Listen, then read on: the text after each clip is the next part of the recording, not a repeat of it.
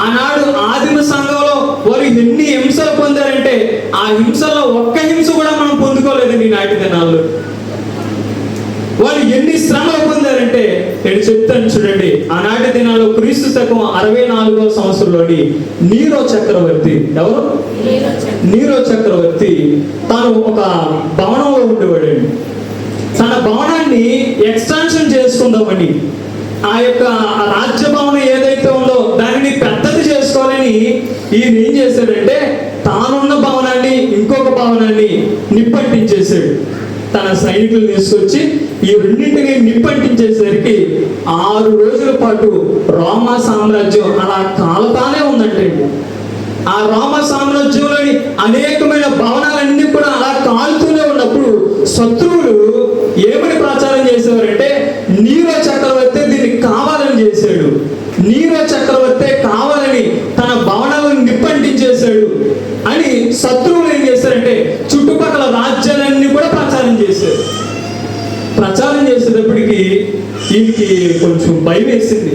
అమ్మో, నా మీద నింద పడిపోయింది, ఈ భవంతులను నేనే కాల్ చేశానని నింద పడిపోయింది కాబట్టి దీని నుంచి ఎలాగైనా తప్పించుకోవాలని ఆయన ఏం చేశారంటే దీని అంతటికీ కారణం క్రైస్తవులే అని చెప్పేసి క్రైస్తవుల మీద తోసేసాడు.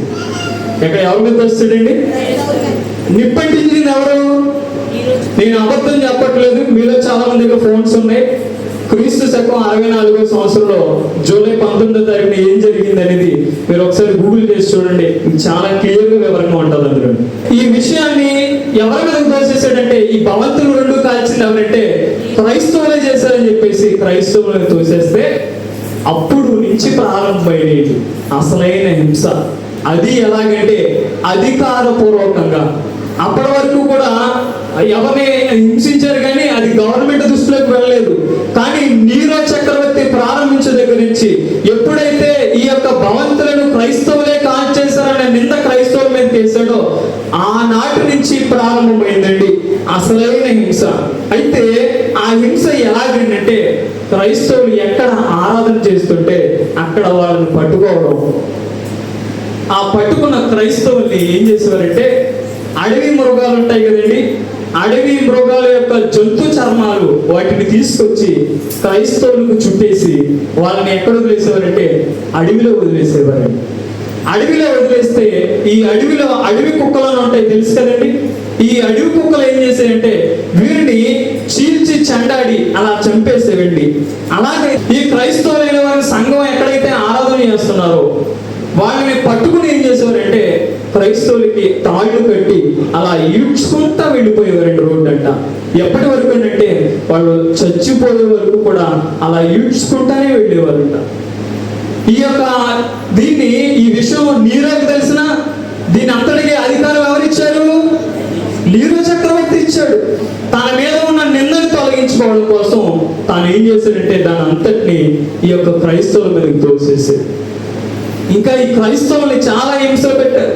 ఎలాగంటే క్రైస్తవులకి జంతు చర్మాలు చుట్టేసి ఎండలో పెట్టేవారంటే ఈ ఎండలో పెట్టేటప్పటికి జంతు చర్మాలు ఏమవుతాయి? ఎండ తగిలేటప్పటికి అది బిగిసిపోతుంది అనమాట. అలా బిగిసిపోయేటప్పటికి ఈ మనం ఇలా ఉన్న మనము ఆ జంతు చర్మం చుట్టి ఎండలో పెట్టేటప్పటికి ఇలా దగ్గరగా అయిపోయి ఎముకలన్నీ సరే పట పట పట పట అనే శబ్దంతో ఇరుగుపోయి అలా చనిపోయేవారంట. ఇదంతా ఎవరికి కలిగిన హింస చెప్పాలండి? మీలో ఎవరైనా హింస పొందుకున్నారా? మీలోనే కాదు, నేను కూడా హింస పొందుకోలేదు. మనం ఎంత కృపలో ఉన్నామో చూడండి. వారు ఆనాటి దినాల్లో సంఘంలోకి వచ్చినప్పుడు ఆ శత్రువులు పట్టుకున్నప్పుడు అయ్యా నాకు యేసు ప్రభు వద్దు, ఎవరొద్దు అని యేసు ప్రభు 2 మాటలు అనేసి 2 మాటలు దూషించేసి యేసు ప్రభు ఆ బొమ్మ ఏదైతే బొమ్మను తొక్కేసో మొత్తాన్ని ఉమ్మేసేసో మాకు యేసు ప్రభుకి సంబంధం లేదయ్యా, మీకు ఇక్కడి నుంచి ఆయనకి మాకు ఏ సంబంధం, మేము బయటికి వెళ్ళిపోతాం, మేము మళ్ళీ మా మతంలో కలిసిపోతాం అంటే వదిలేస్తారు? వదిలేరా? వదిలేస్తారు. కానీ వాళ్ళు ఎవరి కోసం బరి తెగించారంటే కేవలం యేసు ప్రభుల వారి కోసం. వారు చనిపోవడానికి సైతం కూడా వెనుకాడలేదు. దేవుడికి స్తోత్రం. హల్లెలూయా, హల్లెలూయా. నా ప్రియమైన వాళ్ళారా, మనకి జీవితంలో ఏదైనా ఒక శ్రమ కలుగుతుంటే, ఒక ఇబ్బంది కలుగుతుంటే, ఒక నష్టం కలుగుతుంటే చేస్తున్నాం అంటే, ఎవరిని దూషిస్తున్నాం అంటే దేవుణ్ణి దూషిస్తున్నాం. ఏంటి రానున్న దినాల్లో మనకి సంఘానికి ఏం కలగబోతుందంటే హింస కలగబోతుంది. దానికోసం మనం ఎలా ఉండాలంటే ప్రిపేర్డ్గా ఉండాలి.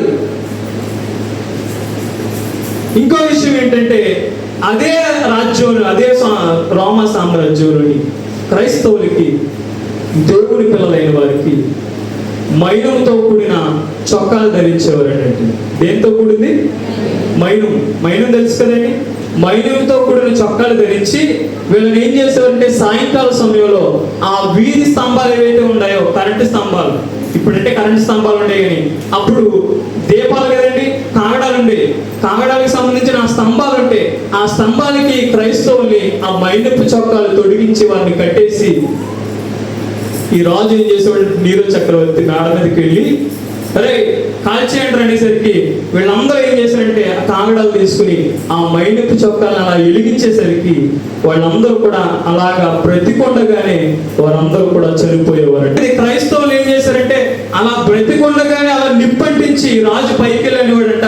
క్రైస్తవులు మండుచున్న క్రైస్తవుల వాళ్ళు అనేక మందికి వాళ్ళు చనిపోతా వెలుగునిస్తారని చెప్పేసి ఈ యొక్క నీరో చక్రవర్తి చాలా సంతోషించి ఆనందించేవాడంటే.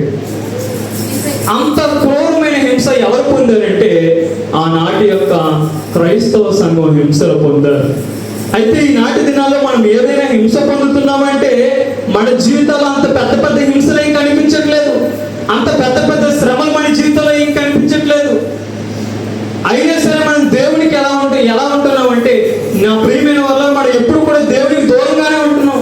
దేవుడు మన జీవితంలో ఏదైనా ఒక మేలు చేయకపోతే, ఒక దీవెన కలిగించకపోతే, మనం చేసిన ప్రార్థనకి దేవుడు జవాబు ఇవ్వకపోతే మనం దేవుని మీద అడిగేవారిగా ఉన్నాం.